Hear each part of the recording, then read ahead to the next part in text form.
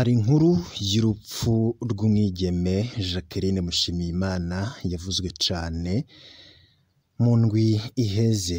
Iyo nkuru ikaba yaravuzwe ariko urwo rupfu rukaba rwari rwababaje abantu ariko atawatahuye neza imvo yarwo. Pierre Nkurikiye avugira ubushikiranganji bw'umutekano ahejeje kumenyesha amakuru kucishe Jacqueline Mushimiyimana.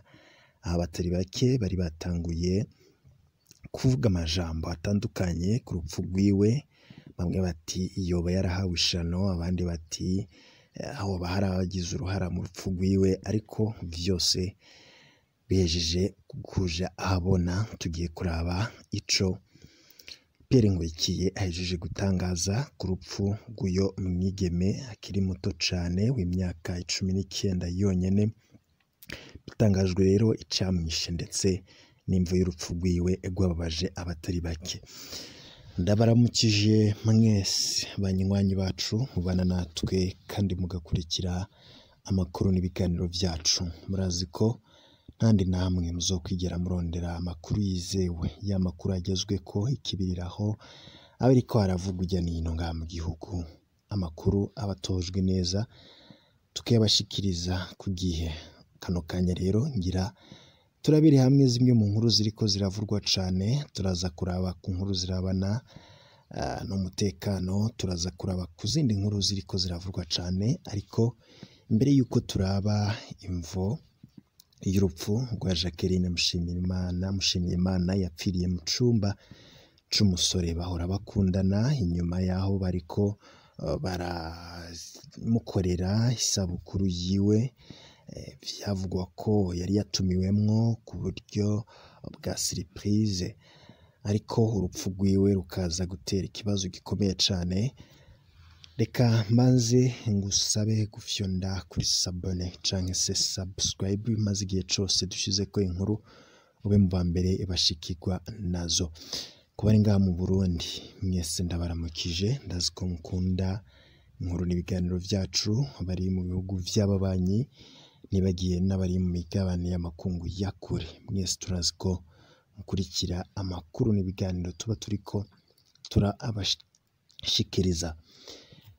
Kucishe rero uyo mwigeme, imbere yuko turaba ivyo Pierre Nkurikiye ahejeje gutangaza, ngira mbanze ndakubutse ko nkuko vyanditswe cane bikanavurwa irya nino ngaha mu Burundi, Jacqueline Mushimiyimana yakwije imyaka 19 kuwa gatandatu heze, hari kw'igenekerezo rya 24 Ruhuhuma umwaka w'ibihumbi 2021.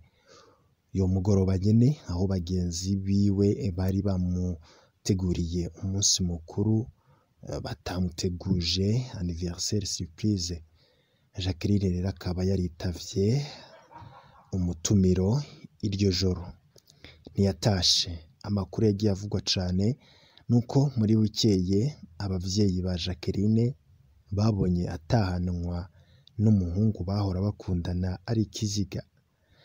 Amakuru yavuzwe cane kandi nuko ikiziga ca Jacqueline Mushimiyimana catahukanywe muri bajaji, abavyeyi bakaba bataramenye icishe umwana wabo. Abasore batahanye rero bakaba bamutahanye, bakaba baraciye bafatwa ico gihe barapfungwa mu kurindira ko ibipimo vya muganga vyerekana icishe Jacqueline Mushimiyimana. Ku mbuga ngurukana bumenyi handitswe ibintu vyinshi bitandukanye bisigura ivy'urupfu rw'uyo mwigeme kuri uwo mugoroba. Bimwe mbere rero birimwo ibiterasoni n'ububisha budasanzwe, aho hari abagiye bakwiragiza amafoto atabereye yagiye arahanwahanwa. Bamwe rero bakavuga ko yoba ngo yarapfuye kubwo gushurashuzwa n'abasore benshi, abandi bati yoba yarahawe ishano n'abari bamutunganirije uyo umunsi mukuru w'isabukuru, ariko vyose biratangajwe. Kubw'iteka rero ry'uyo yashengeye, ababona ayo mafoto bakaba barasabwe kuyahagarika kuyakwiragiza, ariko inzego z'igihugu zikaba zirimwo n'igipolisi zaratanguye amatohoza. Kuri ubu rero hari ivyavuye mu matohoza nyuma yaho Jacqueline Mushimiyimana yaba muri Karama ya gatatu mu buraruko bw'igisagara ca Bujumbura, yiga no mu mwaka wa kabiri mu gisata ca informatique de télécommunication mw'ishure riri mu Carama nyene nk'uko bivugwa n'ababanyi biwe ndetse n'abazi uyo mwigeme. Amakuru rero hakaba adushikiye kano kanya kuvyo igipolisi gihejeje kwemeza mu matohoza yavuye canke se yerekanye ivy'urupfu rwiwe. Igipolisi rero cagize ico gishikirije ku rupfu rwa Jacqueline Mushimiyimana, urupfu rwababaje benshi mu ndwi iheze kandi rero rwanavuzwe ko vyinshi. Pierre Nkurikiye akaba yamenyesheje ko Jacqueline Mushimiyimana yapfuye ariko aragerageza gukorora inda. Iyi nkuru irababaje, abatari bake batangaye cane. Ivyo rero ngo akaba yarabifashijwe n'umukunzi wiwe umuhisi. Yoba rero yari yafashe imiti yo gukorora inda kuwa 16 Ruhuma umwaka w'2021, no kuvuga iminsi 6 imbere yuko ashengera. Urupfu rero rwoba rwavuye ku kuba umuhisi yavuye amaraso menshi, hama rero ntiyatabarizwa umukunzi wiwe, akaba rero yanacikaniye mu biganza ariko arakurikiranwa nk'uko bivugwa na Pierre Nkurikiye. Ntituzi ko hari ukuri, hagize ayandi makuru tumenya two yabashikiriza, ariko aba matohoza yoyo aracyariko arakogwa. Ndakwibutse yuko ibi vyatangajwe ariko abatari bake nabo bakaba bafise ivyo bavuga yaba ku vyatangajwe n'igipolisi. Gusa amwe mu makuru ariko aravugwa cane nuko nyene uyo mukobwa yapfiriye mu ntara ya Bujumbura ariko yipfurizwa isabukuru y'amavuko n'umuhungu bakundanye.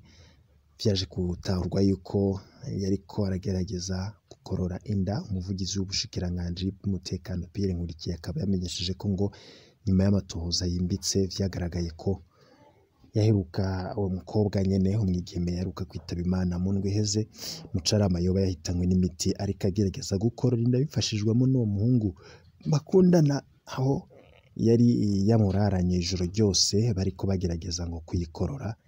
Ayo makuru rero akaba atandukanye nayo abantu bamwe bamwe bavuga. Turabandanya gukora amatohoza ku birabana n'uyo umwigeme. Mu nkuru zirabana n'umutekano, imbere yuko tuzirabira hamwe ku vyoba bikurikiye mu ntara za Rumonge ndetse no muri Mabayi, hariko haravurwa ibitero vy'abantu bitwaje ibirwanisho, ndetse bivugwa ko hari guhangana gukomeye ku ruhande rw'igisirikare c'u Burundi ndetse no ku ruhande rw'igisirikare c'u Rwanda, ko ngo hari abinjiye kugira bahungabanye umutekano w'ivyo bihugu. Mbere yuko rero turaba ibiriko birahavurwa cane, reka mbanze nanakubwire ko hari ibirabana n'inyuma y'ukwezi n'inusu atawuzi irengero ryiwe. Hari inyankamugayo yitwa Emmanuel Nimpaye yasubiriye kuboneka mu ndwi iheze mu gasho k'igipolisi. Aya makuru rero y'ikibirira hadushikiye nuko inkuru zitabariza Emmanuel Nimpaye, umwe mu ndongozi z'ugwaruka rwa SNL, yakwiragiye cane, aho vyavugwa ko yoba yaranyurujwe, abandi bakavuga yuko ngo yoba yaranishwe, ariko amakuru adushikira nuko yasubiye kuboneka. Tukaba rero dukengurutse ko bashoboye kugaragaza aho yoba apfungiye. Makuru rero tubandanye gutohoza n'icyatumye apfungwa ndetse n'ico yagirizwa.